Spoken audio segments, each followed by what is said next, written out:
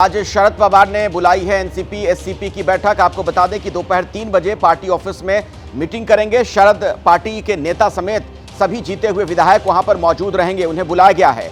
दरअसल आगे की क्या रणनीति होनी चाहिए, इन नेताओं के साथ चर्चा करने वाले हैं शरद पवार। तो आज शरद पवार ने बैठक बुलाई है। जो एनसीपी उनका वाला धड़ा है, जो गुट है शरद पवार वाला, उसकी बैठक होगी दोपहर 3 बजे पार्टी दफ्तर में।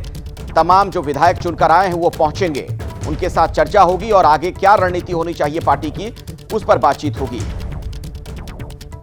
तो आज आप देख रहे हैं बैठकों का दौर चल रहा है। दिन भले ही रविवार का हो, लेकिन हलचल बहुत ज्यादा तेज है महाराष्ट्र में। एक तरफ सरकार गठन को लेकर प्रयास किया जा रहा है, दूसरी तरफ जिन लोगों को हार मिली है वो आत्ममंथन कर रहे हैं कि आखिर इतनी बुरी हार क्यों मिली। शरद पवार को जिस तरीके से भतीजे ने पटखनी दी है, उसके बाद से ही तमाम सवाल खड़े हो रहे हैं। चूंकि कहा यह भी जा रहा था नतीजों के पहले कि असली एनसीपी कौन, असली शिवसेना कौन, वो नतीजों से साफ हो जाएगा। उस लिहाज से शरद पवार पिछड़ गए, उनका भतीजा उनसे आगे निकल गया। अब सवाल यह है कि होगा क्या आज की इस बैठक में। चूंकि तमाम जो चुने हुए विधायक हैं उनको बुलाया गया है दोपहर 3 बजे का वक्त जब यह बैठक होगी। मेरे साथ मुंबई से नम्रता लगातार जुड़ी हुई है, मेरी सहयोगी। एक बार फिर से उन्हीं के पास मैं आपको लिए चलता हूं।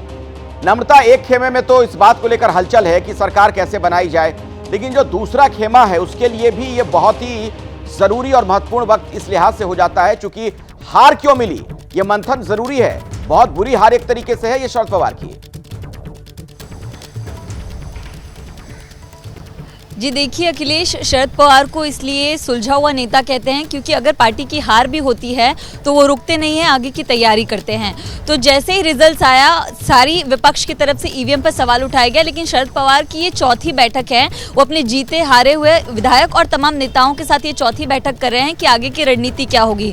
दोपहर 3 बजे शरद पवार की अगुवाई में तमाम नेताओं को बुलाया जाएगा, रणनीति तैयार की जाएगी। क्योंकि एक बार हार हो गई है, लेकिन आगे आगामी चुनाव बाकी है, महानगर पालिका के चुनाव बाकी है, उसको लेकर तैयारी करनी है। साथ ही अगर मंत्रिमंडल बनता है तो कौन से नेता को कौन सा विभाग मिलता है और तमाम इनके विधायकों के काम आगे कैसे होंगे, इन तमाम चीजों को देखते हुए शरद पवार ने आज महत्वपूर्ण बैठक बुलाई है, जो कि दोपहर 3 बजे राष्ट्रवादी कांग्रेस पार्टी के ऑफिस में ये बैठक होगी, जहां पर जयंत पाटिल से लेकर तमाम जो बड़े नेता हैं वो शामिल होंगे। और ईवीएम और वोट परसेंट को लेकर जिस तरह का रुख कांग्रेस का है, उसका समर्थन कैसे करना है, अगर साथ देना है तो पार्टी का क्या स्टैंड होगा, इन तमाम चीजों को लेकर एक डिस्कशन होगा। और उसके बाद सरकार बनने से पहले शरद पवार जो है अपना एक स्टैंड रखेंगे, क्योंकि कांग्रेस जो है वो लगातार ईवीएम और वोट परसेंट पे सवाल उठा रही है। हार के बाद कोई एक बड़ा जो रूप है वो विपक्ष का देखने नहीं मिल रहा। और सबसे बड़ा सवाल आपको अखिलेश मैं बता दूं कि जैसे सरकार बनेगी ना, वैसे अधिवेशन शुरू होगा, लेकिन अधिवेशन के लिए जो एक विरोधी पक्ष नेता होता है वो तीनों पार्टियों के पास नहीं है, क्योंकि इनका इतना मार्जिन ही नहीं है। तो उसको लेकर क्या करना है, ये एक बड़ा डिसीजन जो है शरद पवार की पार्टी और मीटिंग में।